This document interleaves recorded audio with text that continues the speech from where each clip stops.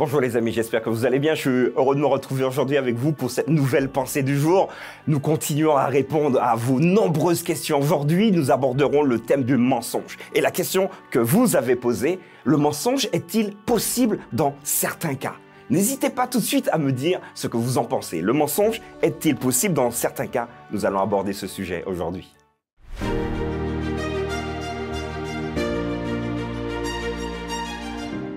La pensée du jour se trouve aujourd'hui dans Exode, chapitre 1er, versets 17 à 18. Mais les sages-femmes craignirent Dieu et ne firent point ce que leur avait dit le roi d'Égypte. Elles laissèrent vivre les enfants. Le roi d'Égypte appela les sages-femmes et leur dit : « Pourquoi avez-vous agi ainsi et avez-vous laissé vivre les enfants ?» Voilà les amis, je vous posais la question de savoir si c'était possible dans certains cas de pouvoir mentir. Alors, je peux même imaginer déjà vos commentaires et j'aimerais vraiment vous lire. D'autres vont dire non, oui, mais ça dépend. Dans la Bible, j'ai trouvé une histoire qui peut être interpellante pour nous, pour vous, pour peut-être aborder cette histoire de mensonge dans certains cas. Il s'agit donc de l'Exode qui va nous raconter, au chapitre 1er, une histoire particulière avec deux sages-femmes. Et j'aimerais lire cette histoire avec vous. Je prends ma Bible et je pars dans Exode, chapitre 1er. Je vais lire avec vous à partir du verset 15. Vous pouvez suivre à la maison avec moi. Le roi d'Égypte parla aussi aux sages-femmes des Hébreux nommées l'une Shifra et l'autre Poua. Il leur dit : quand vous accoucherez les femmes des Hébreux et que vous les verrez sur les sièges, si c'est un garçon, faites-le mourir. Si c'est une fille, laissez-la vivre. Mais les sages-femmes craignirent Dieu et ne firent point ce que leur avait dit le roi d'Égypte. Elles laissèrent vivre les enfants. Premier élément, le roi leur demande quelque chose, elles laissent vivre les enfants. Donc c'est volontaire. Le roi d'Égypte appela les sages-femmes et leur dit : « Pourquoi avez-vous agi ainsi? Et avez-vous laissé vivre les enfants ?» Les sages-femmes répondirent au Pharaon : « C'est que les femmes des Hébreux ne sont pas comme les Égyptiennes.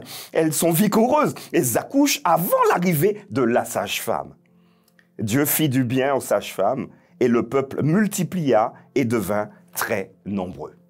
Voilà les amis, une histoire qui paraît, voilà, comme ça, anodine. Que se passe-t-il ? Vous savez très bien, et je crois que vos parents, la Bible le dit, tu ne mentiras point. Donc il ne faut pas mentir. Il faut donc que nous nous apprenions à continuer à dire la vérité. C'est pas facile, mais éduquons-nous à dire la vérité. Ici, il y a un élément fondamental. Les femmes, les sages-femmes, vont délibérément mentir au roi, et pourtant, le texte dira que Dieu va les bénir. Ah ouais ? Est-ce que tu es en train de dire, Martial, que finalement on peut mentir et que c'est pas grave? Pas du tout. Exception extraordinaire ne vaut pas règle. Ici, très clairement, le pharaon demande aux femmes de tuer des gens. Et pourquoi mentons-nous en général? Parfois parce que nous avons peur, parfois parce que nous voulons cacher des méfaits. Mais je crois qu'il est important également pour vous et pour moi d'apprendre à assumer ce que nous faisons. Ces femmes n'avaient peut-être pas encore la capacité d'assumer leurs mensonges parce que le texte va dire qu'elles ne firent pas ce que le roi a dit. Donc quand elles voyaient que c'est un garçon, mais non, on ne peut pas tuer.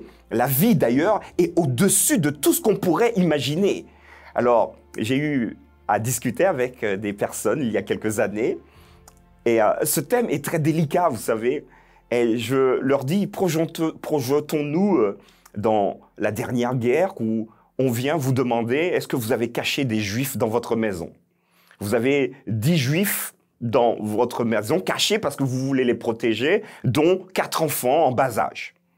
Alors vous avez deux possibilités en étant croyant, en disant, ah ben non, mais rentrez, ils sont cachés là, vous pouvez donc volontairement, voilà, donner accès à votre maison. Et vous savez très bien ce qui va se passer après, soit une déportation, et aujourd'hui on connaît le fond de l'histoire, soit même une tuerie immédiate. Alors certaines personnes disent, de toute manière, si je ne mens pas, Dieu va quand même protéger ce que j'ai caché. Vous voyez que c'est très délicat. Je crois qu'il va falloir, en tout cas, sans pour autant dire que le mensonge est une règle, Mais je crois que Dieu connaît le cœur de chacun. Et c'est lui qui est en mesure de pouvoir juger, évaluer si vous avez bien fait ou si vous avez mal fait. Alors, je ne serai pas le premier à vous dire de ne jamais mentir quand la situation est extrême parce que vous avez peut-être vous-même peur pour votre vie ou encore pour la vie de votre famille. Imaginez-vous que j'arrive chez vous et que je vous dise « Moi, je viens tuer votre famille. Elle est où ?» Vous allez dire « Parce que je ne mens pas. Ben, écoutez, rentrez. Elle est là. Mon fils est dans la chambre. Wow, vous voyez, là, ça commence à être complexe. » D'autres diraient que il faut faire confiance à Dieu, même si on donne l'accès aux gens, il faut pas mentir. J'aimerais vraiment lire vos commentaires et j'espère que vous allez vous jeter sur vos claviers parce que j'aimerais savoir ce que vous pensez de cette histoire et ce que vous répondriez à notre ami qui nous a posé la question. Néanmoins, j'aimerais tout de suite peut-être mettre une limite. Mentir par confort, parce que ça nous plaît et puis finalement, ça nous permet de vivre un peu comme nous faisons. Je crois que c'est pas ce que le Christ demande.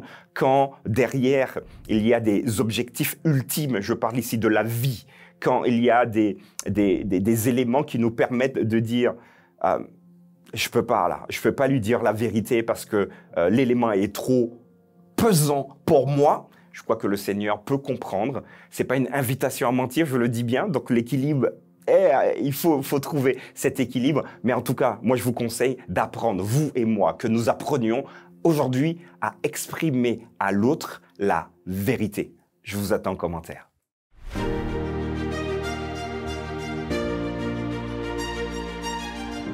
Voilà les amis, je le disais tout à l'heure, les exceptions ne deviennent jamais une règle. C'est pas parce qu'exceptionnellement les femmes ont fait ça et que Dieu les a bénis, Exode chapitre 1er, que nous devrions nous dire « Ah ben voilà, ça devient la règle ». Pas du tout. J'aimerais vraiment que vous échangiez avec vos amis, que vous échangiez dans les commentaires entre vous et moi je vous donne rendez-vous demain pour une nouvelle pensée du jour.